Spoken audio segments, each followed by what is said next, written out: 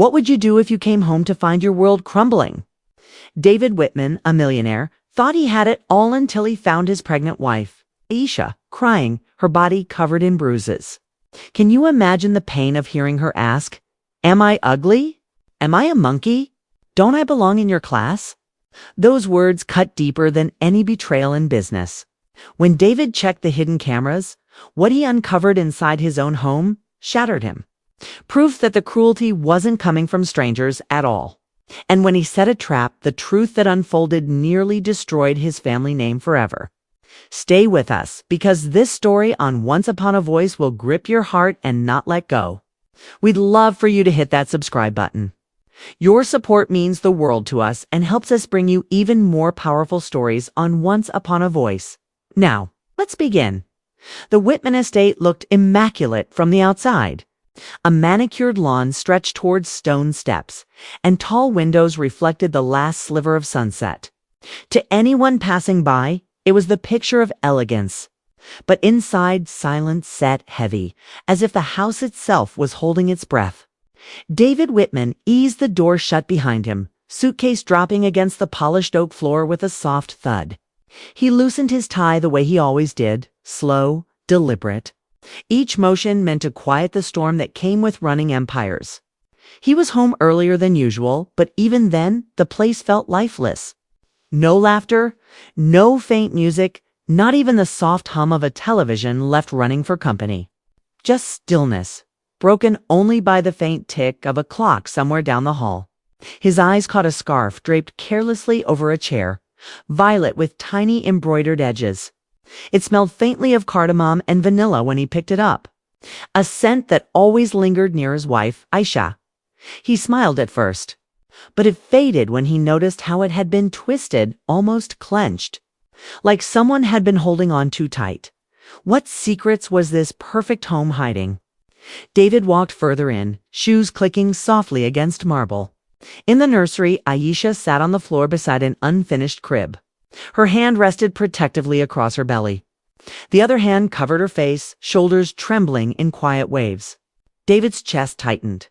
"Hey," his voice cracked a little, softer than he meant. Aisha turned quickly, brushing at her cheeks. Her makeup couldn't hide the faint shadow of a bruise blooming along her jaw. She gave him the same explanation she always did, something about slipping an accident. Nothing worth fussing over. He crouched beside her, reaching for her hand. She let him hold it, but her fingers stayed stiff, trembling against his palm. Through the open window, the faint chatter of two staff members drifted in from the garden. Their voices carried in whispers, the kind people used when they thought no one important was listening. "Poor madam. She doesn't smile like she used to. Don't say it too loud. The old lady comes by too often. People notice things." The words hit David like grit in his throat. He wanted to step outside and demand answers, but instead he stayed kneeling by Aisha. Her silence told him more than words ever could. He helped her up, guiding her gently toward the bed. Her steps were small, hesitant. When she finally lay down, she faced the wall instead of him. David sat in the chair beside her, hands gripping the armrests until the leather creaked. His eyes drifted upward to the corner of the ceiling, where a small black dome of a security camera blinked. He had installed them for safety months ago, almost as an afterthought. Now, for the first time, he considered what those cameras might have seen while he was gone, but he didn't move. Not yet. Instead, he sat quietly, watching the rise and fall of Aisha's breathing. And deep inside, beneath the stillness, a slow realization began to harden. Something was poisoning the air of his perfect home, and it wasn't going away on its own. Morning arrived, pale and thin, the kind of light that makes everything feel colder. The kettle hissed. The toaster clicked. The house went through the motions while the people inside it tried to look normal. Aisha moved carefully, one hand steadying the counter, the other buttering toast that she didn't eat. When the butter knife grazed the tender skin of her wrist, she flinched a tiny flick. Barely there. But David saw it. He slid his laptop shut. The soft snap sounded louder than it should. He asked if she slept. She nodded too quickly. He asked if she'd rest after breakfast. Another nod, eyes down. Her answers came packaged like lines she had practiced in front of a mirror voice even. Expressions smoothed. From the garden, two groundskeepers walked past the open window. Low voices, the kind that pretend to be casual. "Madam used to laugh out here. It's been quiet for weeks." A beat, then a hush. Someone should say something. Who would listen? The words drifted in and fell between David's ribs. He rinsed a mug that wasn't dirty, dried it longer than necessary, then left it upright on the rack. Stillness pressed at his temples. He told Aisha he had calls to take. She nodded again. The nods were starting to feel like walls. In the study, he let the door click shut and stood facing the desk, hands braced on the leather blotter. The security monitor waited in the corner, a matte black square, patient and unblinking. He entered the code, paused, exhaled, and pressed play. The day before unfolded in tiled windows. Foyer, staircase, kitchen, nursery hall. At first, it was nothing but routine housekeeper with a laundry basket. A delivery sign at the gate, sunlight crawling across the floor. He scrubbed forward. Time-lapse, shadows crossed the marble like tides. 3:12 p.m., the kitchen feed caught movement at the back door. David leaned closer. His mother stepped in pearl earrings, posture straight, everything precise. She didn't look toward a camera because people who believe they own a place, forget it, can look back. He eased the timeline forward. First minute, cool smiles, a few words he couldn't hear. Second minute, a chill in the body language, Lenor's chin angling down, Aisha's shoulders inching up. Third minute, the mask slipped. Eleanor closed the space between them, finger pointed like a blade. No audio, but the shape of her mouth was clear enough to sting. "You don't belong here." Aisha didn't answer. She pressed a palm to her belly, steadying herself the way someone steadies a glass on a moving train. Eleanor's hand darted out, sharp, practiced, gripping Aisha's upper arm and shoving her back against the counter. Aisha's face twisted. She caught herself on the edge with a wince. David's jaw locked so hard his teeth ached. He rewound, played it slower, his stomach turned, even though his feet didn't move. Further in the footage, Eleanor hovered in the nursery doorway, arms folded. Gaze fixed on the crib as if it had committed a crime. Another clip, the older woman blocking Aisha's path with a chair, lips shaping a sentence that looked like a verdict. Then a slap quick, flat, unceremonious. Aisha steadied on the counter, blinked fast, swallowed whatever sound tried to escape. Outside the study, two housekeepers passed in the hall. Their footfalls softened when they reached the door. Voices, a little ribbon of worry. "She's covering her cheek again. I saw the bruise. I wish he'd notice. He's always working. Maybe today." David sat back. The leather groaned under his weight. He stared at the paused frame, his mother's hand midair. Aisha, half-braced, and felt heat climb his neck. Then cool, then settle into something heavy and precise. No rushing, no yelling. If he confronted Eleanor with anger, she'd turn the room into a theater, tears, outrage, denial. If he waited, if he listened, if he prepared, the truth could stand by itself.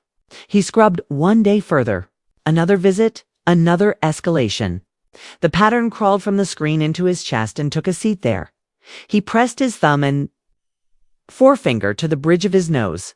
Eyes closed, breathing slow, like a pilot holding a glide path in rough wind. When he opened them, the decision was already a structure. He would make space for the truth to reveal itself without him there to distort it. He would create a frame no one could wriggle out of, clean angles, steady light, audio on every camera rolling. He would not let this be rumor or family drama or misunderstanding. He muted the monitor and listened to the house. The clock ticked. Footsteps faded. Somewhere, a cabinet closed with a careful click, as if the person touching it didn't want to be heard. He rose, adjusted a slightly crooked photo on the credenza his parents at a ribbon cutting. All Polishan caught his reflection overlapping theirs in the glass. His throat tightened. He straightened the frame, then set his palm flat against the wood. Whining himself? The plan formed not with adrenaline, but with patience. A quiet departure. A parked car around the corner. Eyes on the feeds, phone in hand, timing set. Not a trap out of spite. Proof out of necessity. For Aisha, for their child, for the air inside this house to be safe again. He powered down the screen, the image shrinking to a pinpoint of light before going black. The room felt colder. He stood there a moment longer, hands at his sides, knuckles softening. Then he stepped back into the hallway, face calm, voice even, carrying a decision he wouldn't put down. David rose before the sun the next morning, lying still long enough to hear Aisha's breathing beside him, fragile, shallow, interrupted by soft tremors in her sleep. He slipped out of bed quietly, pulling his shirt cuffs straight, as if preparing for war rather than breakfast. By 8, he kissed her forehead, told her he had meetings in the city, and left through the front doors with deliberate noise. Staff noted the departure. Tires rolled down the driveway. The estate fell quiet again, but he didn't drive far just to turn around the block. A stop beneath a broad oak where branches draped the roof of his car. From there, his tablet glowed, live camera feeds lining up in sharp rectangles. He leaned forward, jaw tight, waiting. Time slowed. Gardeners clipped hedges. A maid carried fresh linens, normal to normal, until the silver sedan turned into the driveway, smooth and slow. His mother's car. She stepped out, polished as ever pearls at her throat, hair coiled into precision. She didn't ring. She used her key. Inside, her heels tapped across marble, measured, rehearsed. The cameras caught everything. Aisha in the kitchen, pouring tea, shoulders already tense. Eleanor's frame entered, shadows stretching long across the tile. David muted the audio so his own pulse wouldn't drown it out. He watched lips form words, sharp and bitter. He saw the shove. The teacup crashed against the floor, porcelain scattering in white shards. Aisha flinched, bending to gather the pieces, but Eleanor yanked her upright, grip biting into her arm. David pressed the tablet closer, breath burning in his chest. He wanted to move now, but he forced himself still. Evidence needed to be undeniable. Then Eleanor's hand reached for the knife block, fingers curled around steel. She lifted it slow, deliberate, as if weighing more than metal. Her face twisted, words etched into the camera feed like poison. That was enough. The car doors slammed behind him. Footsteps hammered up the drive. He stormed through the side entrance, voice breaking the stillness like a crack of thunder. Enough. Both women froze. Aisha stumbled back, clutching her belly, tears breaking free. Eleanor turned, knife hovering midair, eyes wide not with shame, but with the shock of being caught. David advanced one step at a time. His voice no longer roared. It cut, steady and low. Every bruise, every threat, every moment recorded. He pointed toward the ceiling, where the tiny red light blinked, capturing everything. Eleanor's hand shook. The knife clattered to the counter, ringing sharp against marble before rolling to stillness. Her mask cracked, rage slipping into fear. David reached Aisha, wrapped his arm around her trembling frame, pressed her to his chest. He glared at the woman who had raised him, the woman he thought he knew. For a moment, the silence was louder than any shout. And then, distant growing, the sound of sirens rolling closer, cutting through the air outside. The sirens grew until blue and red lights painted the windows. Tires scraped, the gravel drive, doors slammed, and the polished calm of the estate fractured under the weight of authority. 2 officers stepped into the foyer, voices low but clipped with purpose. Their presence filled the house like a tide. David kept his arm around Aisha, guiding her to a chair near the wall. She clung to him, breath sharp, her face buried against his chest. He smoothed her hair with slow, steady strokes, whispering promises he hadn't spoken aloud until now. Eleanor stood at the counter, Pearl's crooked face pale, but still trying to hold the posture of a matriarch. She opened her mouth, but nothing came. The knife glinted inside a plastic evidence bag, now already sealed. David handed the officers his tablet. They watched in silence, the footage playing out with brutal clarity, every shove, every slap, every word that carved into Aisha's soul. When the clip ended, the officers turned, not questioning, not hesitant. They cuffed Eleanor with calm hands, but the sound of metal snapping shut ricocheted through the marble halls. Neighbors had gathered outside the gate, whispers curling like smoke. "So it's true," one woman murmured. "All those bruises weren't accidents." Another shook her head slowly. "Money doesn't clean everything. Not this." David didn't look at them. His focus was only on Aisha, her trembling hand clutching his sleeve. He knelt in front of her, locking his eyes with hers. "You're safe now. I swear it."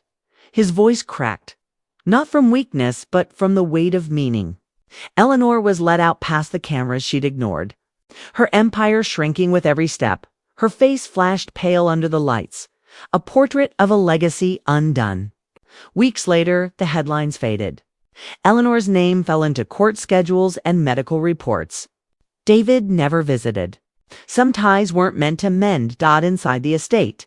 The air felt different, no longer heavy. The nursery walls gleamed with new paint, soft and warm. A crib stood ready, sunlight spilling across polished wood.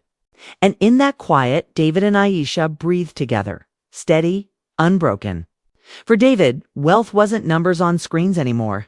It lived in moments, the curve of Aisha's smile slowly returning, the faint kicks of life stirring under her hand.